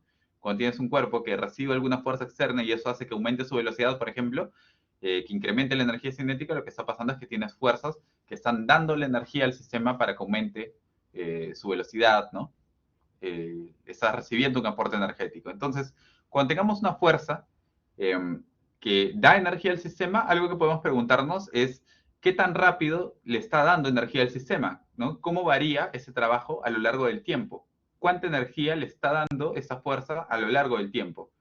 Entonces, por ejemplo, que tienes que, para que se sube el ascensor los 10 pisos, imagínate que le tienes que dar 5.000 joules, ¿no? 5.000 joules de energía tiene que ser tu aporte energético, ¿no? El aporte que tiene que darle esa fuerza para que el ascensor se levante los 10 pisos, ¿no? 5.000 joules, imagínate ese número, es un número cualquiera, ¿no? Pero algo que te puede interesar también es saber qué tan rápido le estás dando energía, ¿no? ¿Cuánto tiempo demora en subir el ascensor? Imagínate que demoró 30 segundos, o 50 segundos para hacer más rápido, más fácil la división. 50 segundos es lo que se demora en subir los 10 pisos, ¿no? Entonces, si es que se hace de manera constante ese trabajo, podemos hacer esa división, ¿no? 5.000 joules entre 50, entre 50 segundos, ¿cuánto sería? Sería 100, ¿no? Sería 100 joules por segundo. Entonces, ahí estamos calculando qué tan rápido le da energía al sistema, ¿no? Entonces, lo podemos definir como la variación del trabajo a lo largo del tiempo, ¿ya? Y esa es la definición general de la potencia. ¿Qué tan rápido le da energía al sistema? Y se calcula como la derivada del trabajo respecto del tiempo, ¿verdad? La derivada del trabajo respecto del tiempo va a ser cuánta energía se le da al sistema por unidad de tiempo. ¿Qué tan rápido esa fuerza le da energía al sistema? Entonces, la potencia, con esta definición, podemos operar un poco y ver cómo varía esto, ¿no? Ahora, es la derivada del trabajo respecto del tiempo. Arriba tenemos diferencial de trabajo y abajo tenemos diferencial del tiempo. A ver, diferencial del trabajo, si el diferencial, se tiene el diferencial de esto, ¿no? Porque el trabajo es este integral. Por el teorema fundamental del cálculo sabemos que el diferencial de una integral se anulan, ¿no? Porque son operaciones inversas, entonces se cancelan ambos, ¿no? Este diferencial y este integral se cancelan y lo que nos queda es que arriba tenemos f.dr, ¿no? Al diferenciar este integral, se elimina esto y nos queda el f.dr, ¿no? Nos queda este diferencial. Entonces, la parte superior, ¿no? El numerador, termina siendo la fuerza, producto punto, producto escalar, con el diferencial del vector posición, ¿no? El diferencial de r, ¿verdad? f.dr entre dt, o sea, f.dr entre el diferencial del tiempo. Bueno, aquí esto podemos acomodarlo y tenemos que es igual a f.dr de t, ¿verdad? Y dr de t, ¿qué es? Es la derivada de la posición respecto al tiempo, y eso por definición es igual a la velocidad, ¿verdad? Entonces podemos darnos cuenta de que la potencia podemos calcularla como la fuerza por la velocidad que está sufriendo el cuerpo, ¿no? Entonces, digamos, en el ejemplo que les di hace un momento del ascensor que está levantándose, si tú conoces cuánta es la fuerza que le está dando ese motor que levanta el ascensor y lo multiplicas por la velocidad del ascensor, vas a poder obtener cuánta es la potencia. Si es que el ascensor cambia su velocidad a lo largo del tiempo, no, imagínate que primero está quieto y luego empieza a acelerar, ¿no? Llega a una velocidad máxima y luego baja de nuevo su velocidad cuando llegó al piso máximo, ¿no? Si es que es una velocidad variable, la potencia también va a ser variable en el tiempo, ¿no? ¿Verdad? Puede que al inicio la potencia sea 0 cuando el ascensor está quieto, luego va a incrementarse, va a ser un valor, luego si es que aumenta la velocidad, va a incrementarse también la potencia, y luego puede que baje y termine en 0 de nuevo. Entonces la potencia también es variable, ¿no? La potencia que le está suministrando esa fuerza, que le da energía al sistema, también puede variar en el tiempo. La potencia máxima va a ser cuando la velocidad sea máxima, ¿no? Si es que fuera velocidad constante, bueno, es una potencia constante, ¿no? Y la fuerza también es constante, entonces tenemos una potencia constante. Y entonces, de esta manera podemos calcular potencias, como fuerza por velocidad. Bueno, si es que en lugar de tener una fuerza tenemos un momento, un par, como vemos aquí, que también podemos tener, ¿no? En lugar de tener una fuerza que le dé energía al sistema, podemos tener su equivalente en rotación, que es un momento que le dé energía al sistema, ¿no? Que hay un par que está haciendo girar a un cuerpo rígido, ¿no?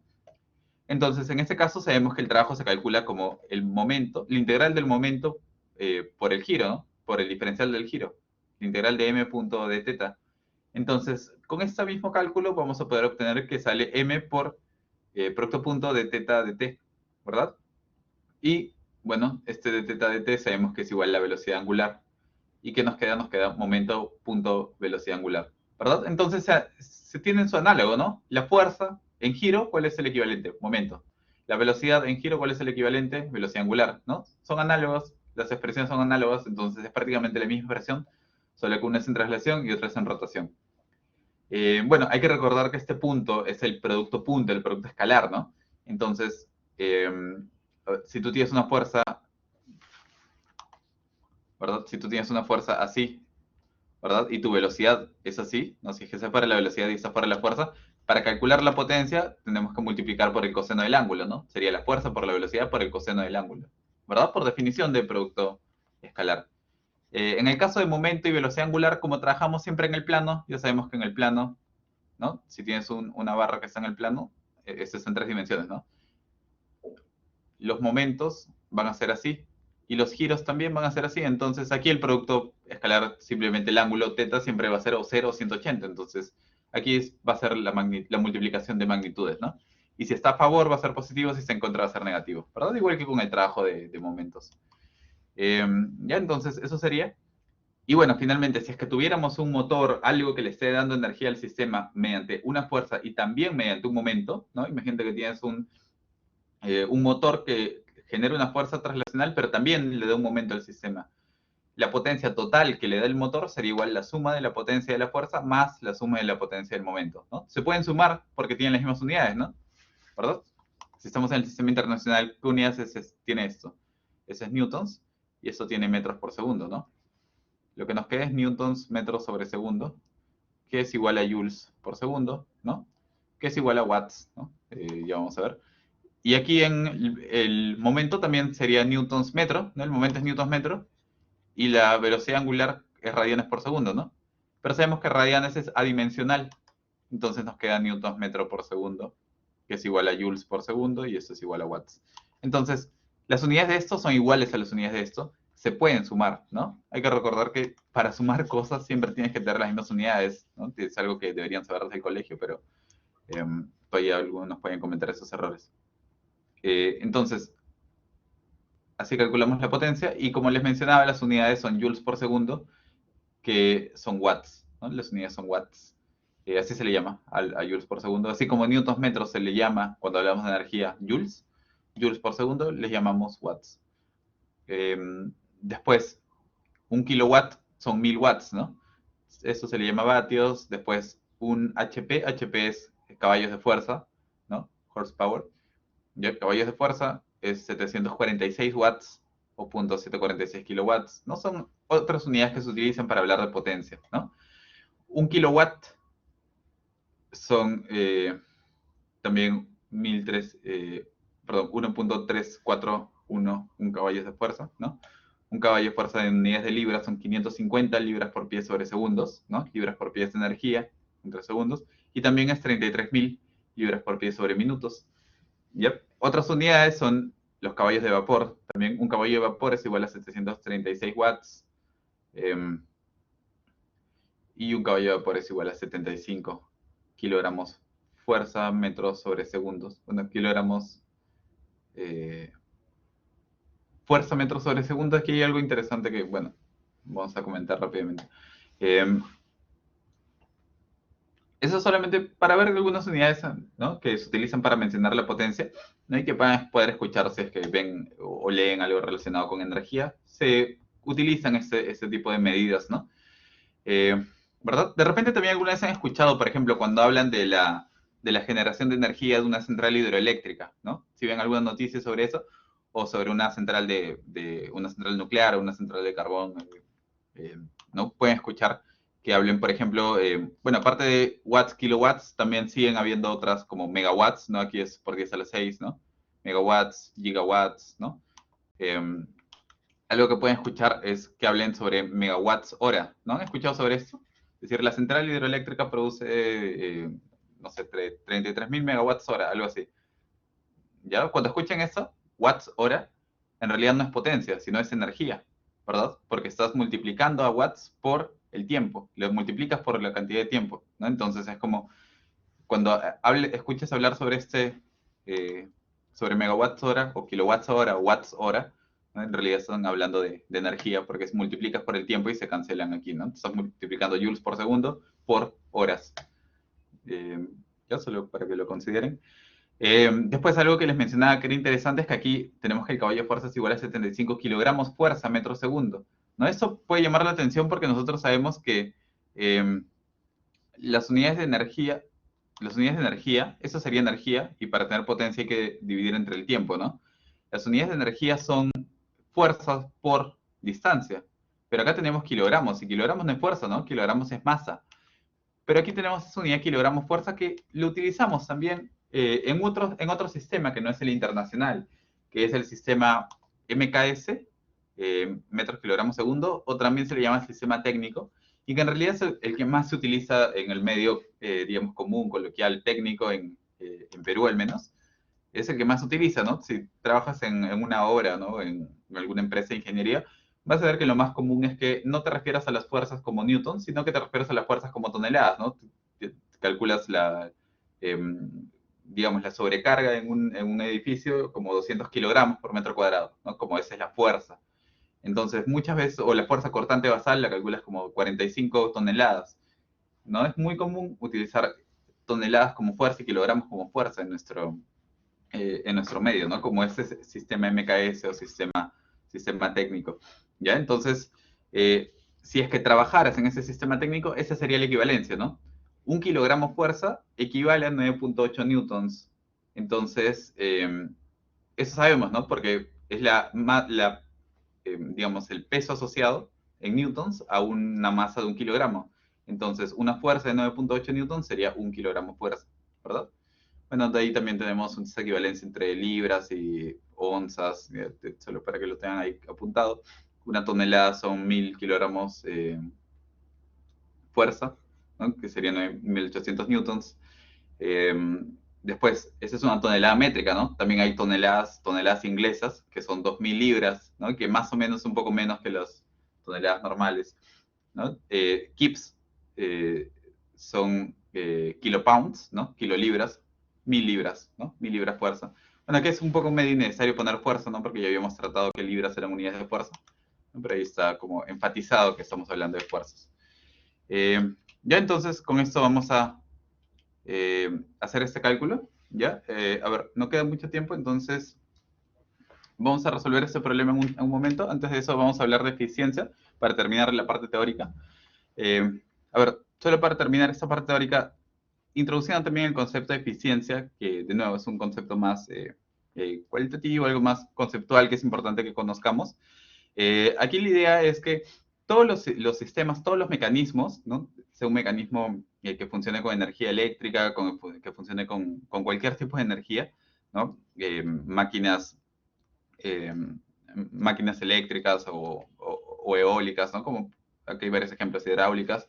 Cualquier tipo de máquina, de sistema, de mecanismo, tiene pérdidas de energía. O sea, siempre hay pérdidas de energía, ningún mecanismo es completamente eficiente.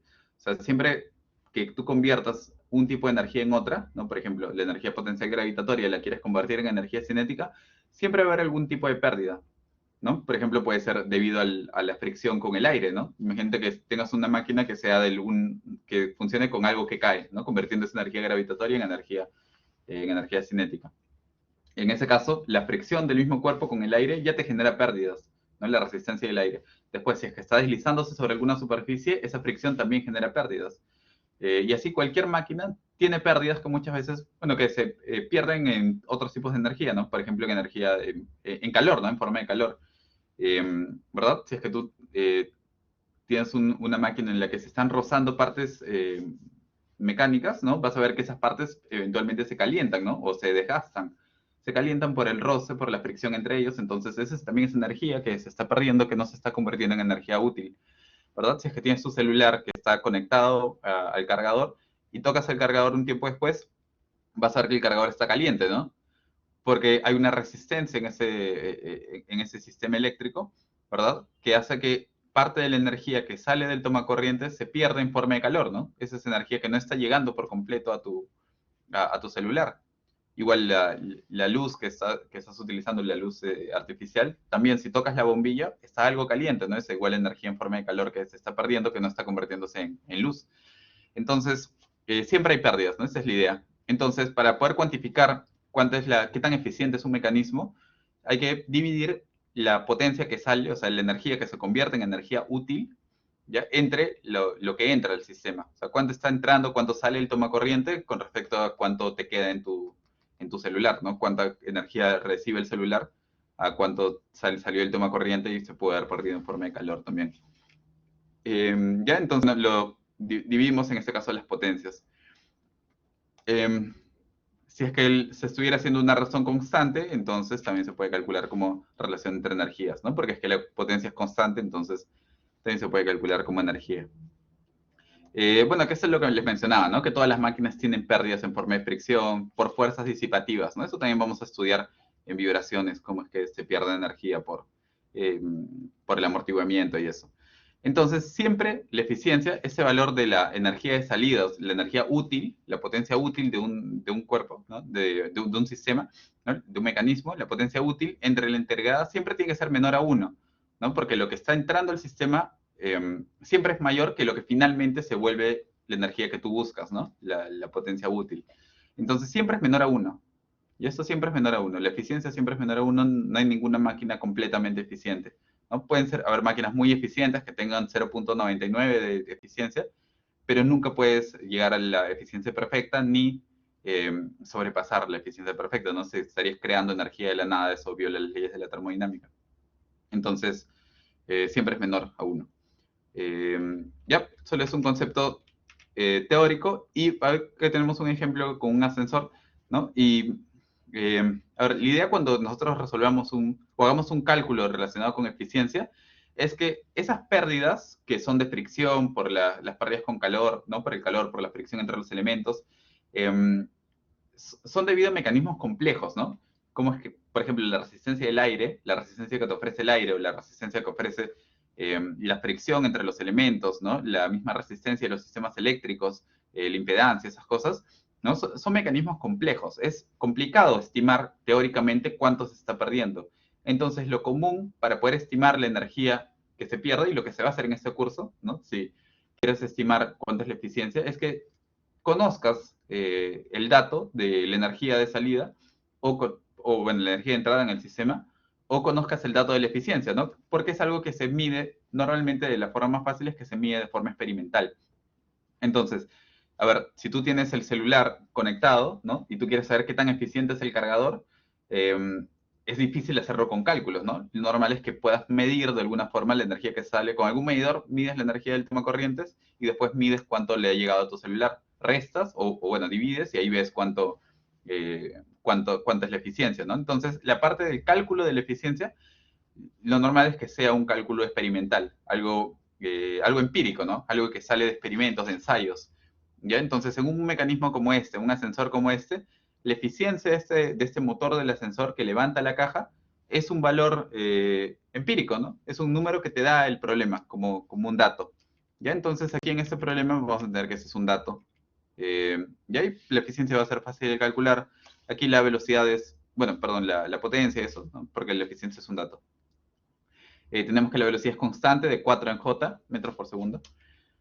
Tenemos el peso, es otro peso que es, bueno, es un contrapeso dentro del mecanismo. Y tenemos que este motor jala de esta forma y se generan 3 tensiones, ¿no? Eso está en equilibrio porque la velocidad es constante, ¿no? La suma de fuerzas es igual a 0, estamos en estática.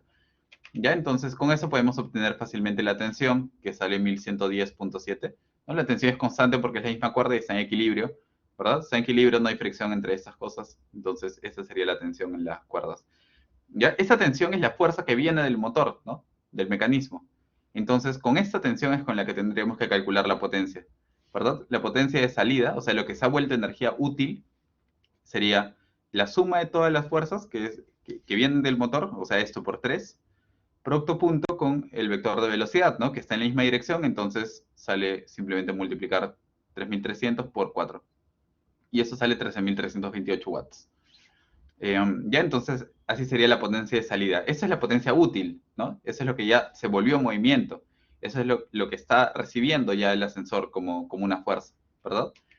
Entonces, para calcular la potencia de entrada del motor, necesitamos este dato empírico, que es la eficiencia, ¿no? Entonces, eso viene, por ejemplo, si tú compras un motor, en los datos, en la ficha técnica del motor, en las especificaciones del motor, va a decir cuánta es la eficiencia, ¿no? Estimada. La eficiencia del motor es de 0.6, ¿no? Entonces, con este dato, que sale de cálculos empíricos, ¿no? De ensayos experimentales, es que nosotros podemos obtener, bueno, que sabemos que la relación es potencia útil, que es igual a esto, entre la potencia que da el motor, y ahí podemos calcular la potencia que da el motor, ¿no? Y obtenemos que la potencia del motor es 0,6, perdón, esto entre 0,6, ¿no?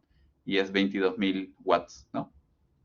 Entonces comprobamos que la eficiencia es menor a 1, la potencia que da el motor es 22.000 y la potencia útil, lo que termina volviéndose una fuerza que levanta el ascensor, es solo 13.000, ¿no? Entonces hay mucha más potencia que sale el motor, ¿no? Que sale el tomacorrientes, que se pierde la factura de luz, ¿no?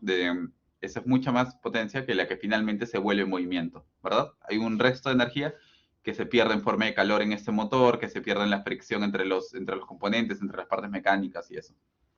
Y entonces esa sería bueno, así se puede hacer un cálculo de eficiencia. Y aquí están otras unidades en caballos de fuerza. Ya, entonces, eso sería lo último de teoría de este tema. ¿Está claro? ¿Alguna pregunta?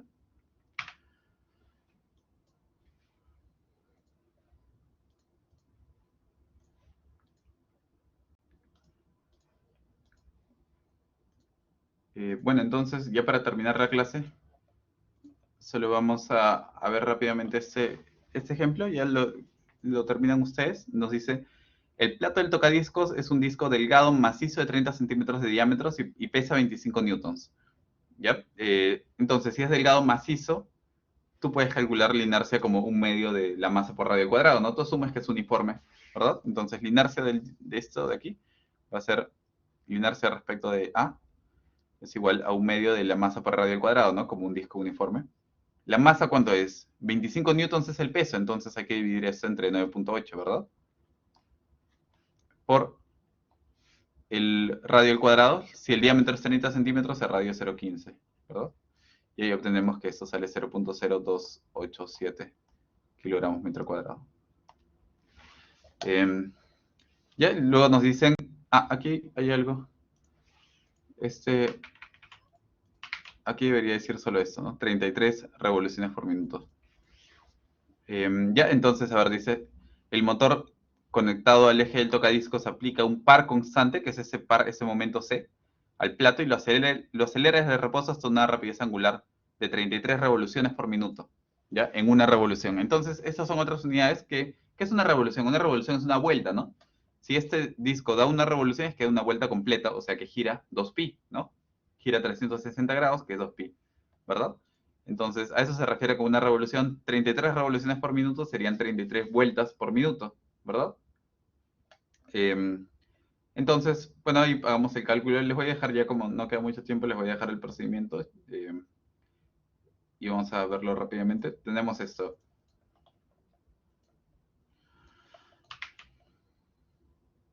¿No? Estado inicial, así. Estado final, así, ¿no? Cuando ya giró una vuelta completa, ¿verdad? Aquí estaba así, luego dio una vuelta completa de 2pi. Y en el intermedio está girando, ¿no? Algo que también podemos notar es que el disco está en el plano, ¿no? Se está horizontal. Entonces el peso no es así, ¿no?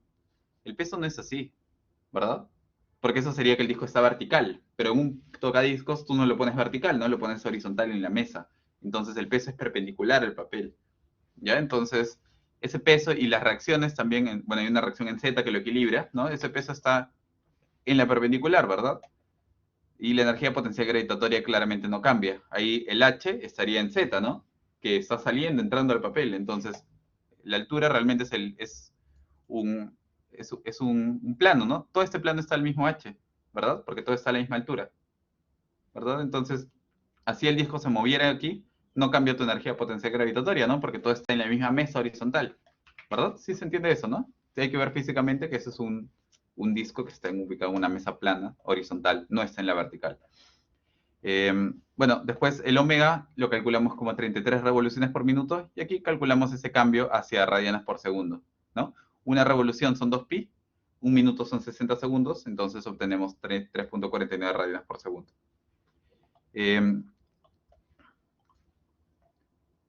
Negativo porque estamos asumiendo que se mueve así. ¿Por qué asumimos que se mueve así? Porque el par está aplicado así, ¿no? Entonces, si tú aplicas un par, si tienes un disco que está en reposo y tú lo haces mover con un par así, claramente el movimiento va a ser así. Al final, ese valor, este signo tampoco va a importar mucho porque sabemos que para cálculos de energía la velocidad se eleva al cuadrado, ¿no? Pero, bueno, ahí está, con el signo negativo. Bueno, lo que sí nos interesa saber es que esto se está moviendo así, entonces a favor del movimiento, C está a favor del movimiento, ¿no? Porque si vemos, aquí hay un par que está haciendo trabajo, ¿no? Entonces, si hay un par haciendo trabajo, ¿qué tenemos? Vamos a entender que la energía mecánica no se conserva, ¿no? La energía mecánica 1 es diferente a la energía mecánica 2. Porque aparte, bueno, no hay resorte y el peso no hace trabajo, sino que lo único que hace trabajo en este caso es el par, ese par C. Entonces la energía mecánica es diferente, ¿verdad? Pero igual lo podemos resolver con el enfoque de la energía mecánica, sabiendo esto, ¿no? Si la energía mecánica no se conserva, igual podemos escribir esta ecuación. Que la energía mecánica 1 más el trabajo de 1 a 2 de las fuerzas no conservativas es igual a la energía mecánica 2, ¿verdad? Y el trabajo, bueno, las fuerzas no conservativas sería solamente el par, ¿verdad? Pueden hacerlo así, o si quieren pueden hacerlo con el enfoque de la energía cinética, ¿no? Que al final te va a salir la misma ecuación porque igual la potencial siempre es cero en este caso, no varía. Y bueno, ahí hagan el cálculo y aquí les dejo la respuesta. Haríamos esto, ¿no? Calculemos esto, va a salirles que, bueno, las potenciales gravitatorias y elásticas son cero porque no hay resortes y porque no se mueve en Y, ¿no? No sale del plano, no se levanta el disco, ¿verdad? Entonces, solo tienes la energía inicial, que es cero, más el trabajo del par es igual a la energía final. El trabajo del par es C por 2pi, ¿no? Que es el momento que es constante por 2pi, que es el giro total, ¿verdad? Y esto es positivo porque está a favor del movimiento. Y ahí calculas, bueno, y la velocidad final la conoces, ¿no? 3.49 radianes por segundo. Un medio de la inercia por el omega cuadrado. Y ahí puedes obtener que C es igual a 0.0278 newtons metro, ¿verdad? Es esto. Bueno, entonces ya con eso tendríamos el valor de C y podemos calcular la potencia, que es igual a m por omega, ¿no? Que sería C por omega, ¿no? Como están los dos en Z claramente, sería C por omega. Y positivo porque está a favor del movimiento. C por omega sería la potencia. Pero omega va variando en el tiempo, ¿verdad? Porque empieza en reposo y al aplicarse el par, empieza a acelerar y se mueve cada vez más rápido hasta llegar a la velocidad máxima que es al final, ¿no? Al final de todo el movimiento es que se llega a la velocidad máxima, ¿sí o no? Porque tú tienes solamente un par aplicado que hace que el cuerpo acelere, vaya girando, empieza sin moverse y va girando, acelerando hasta llegar a 33 revoluciones por minuto, ¿verdad? Entonces, bueno, C por omega, esto va a salir 0.0278 por 3.49, que es la velocidad máxima, porque nos piden la potencia máxima, ¿no? Al inicio la potencia es 0 y conforme aumentando la velocidad, va aumentando la potencia hasta llegar al valor máximo, que es el asociado a la velocidad máxima, ¿no? Y ahí sale 0.097 watts, ¿verdad? Y esa sería la potencia. Bueno, entonces, eso sí es todo por esta clase. ¿Alguna pregunta?